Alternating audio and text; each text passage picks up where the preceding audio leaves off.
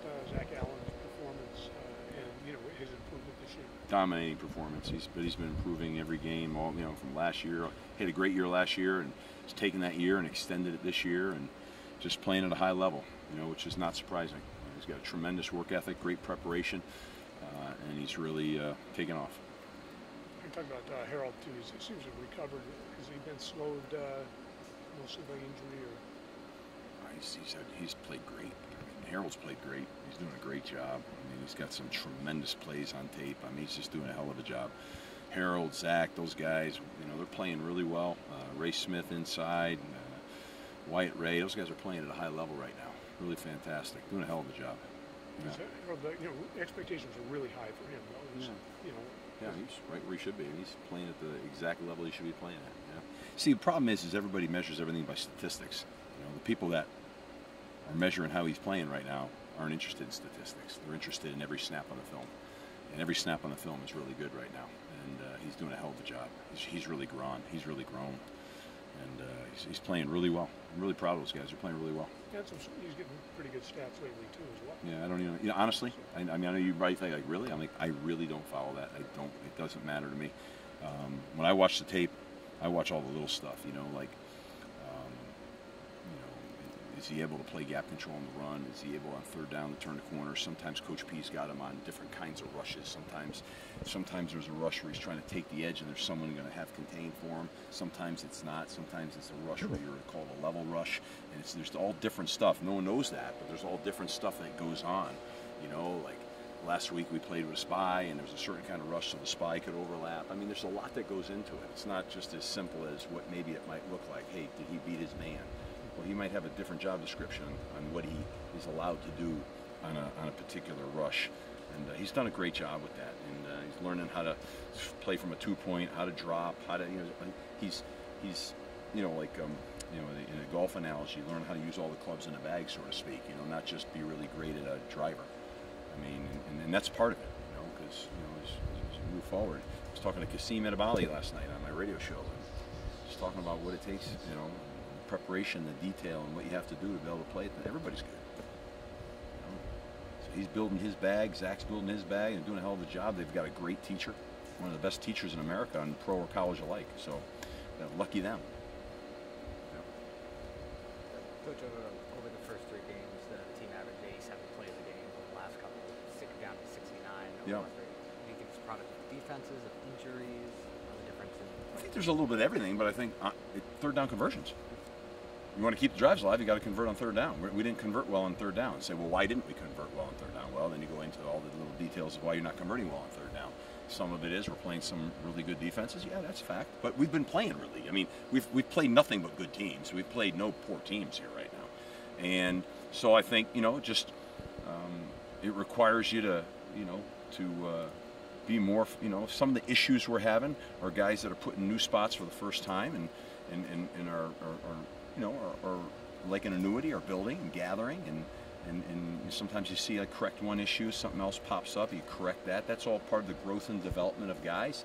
So I think you shake that all in a bag, and our third down production's not where it should be. And when your third down production's not where it should be, then you can't keep the chains moving. And sometimes the third down production has got something to do with behind. You're not going to have a high third down production if you're third and long.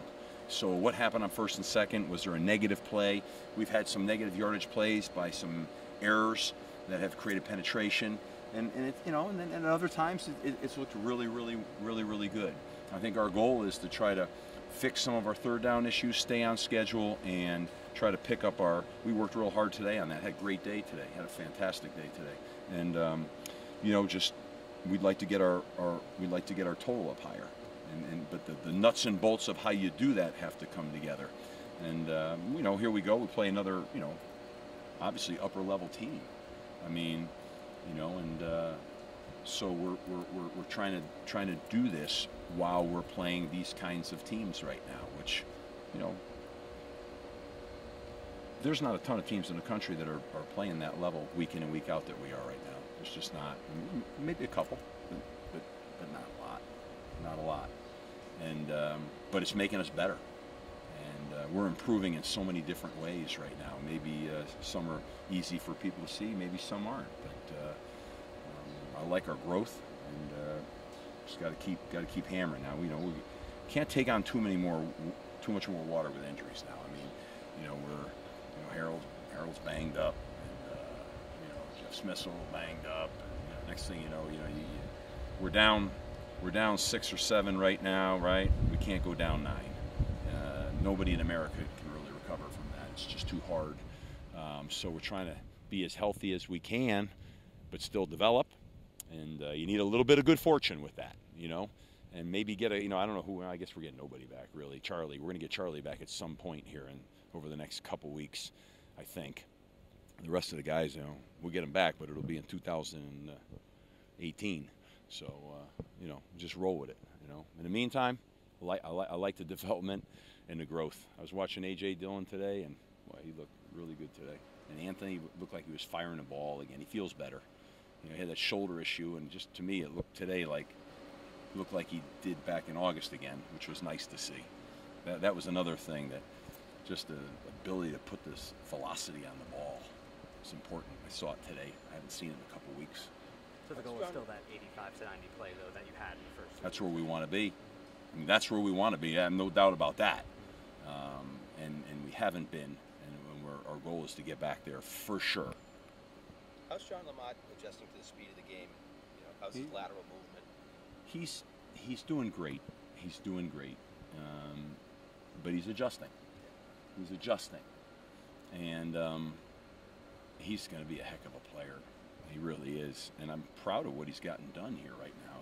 It's a lot coming at him right now, and we're trying to get, Davon Jones up to speed a little bit, and just trying to, we need to create some depth.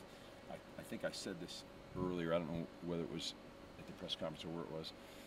The trickle-down effect right now of John Lamont has got to take a bunch of special teams reps on top of his defensive reps, and it's a little bit overwhelming for him right now.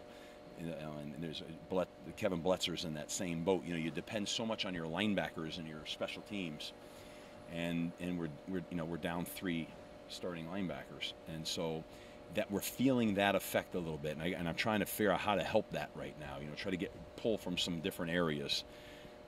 And that's why you need a good linebacker pool, because you need those guys. Those guys, when they were allowed just to play special teams, we were right on it. Now that's getting, they get tired, they get fatigued, and it grabs their attention, and they got trying to keep all this focus over here. And older guys can handle that. Like Strahan, if he was in here right now, wouldn't faze him one bit. He'd be on the punt team. He'd be playing, whether he'd be playing Mike or Sam, and that would he wouldn't blink. But a younger guy, it mounts on him a little bit. Yep. Gotcha. We've seen Harold get a little more snaps in coverage recently. Do you see that as kind of a win-win for both his draft stock, given that he might play outside linebacker, and just because of the injuries to the linebackers? Yeah, I'm not interested in all that. I'm interested in him, but growth. But what we do here is what we do here for us. And yes, to answer your question, I think he gives us an opportunity to have a little bit more diversity in our scheme, and so I think it's really positive for us. But again, we got to see how he's doing this week now. And you got to rep stuff and to feel good about it in the game. You got to rep it. If you can't rep it, then it's hard to go down that path. That's when you create a lot of issues. So I think we're trying to enhance our scheme with that. I think it's given us a little something, and we're going to continue to try as we can with health. We're going to try to keep developing that.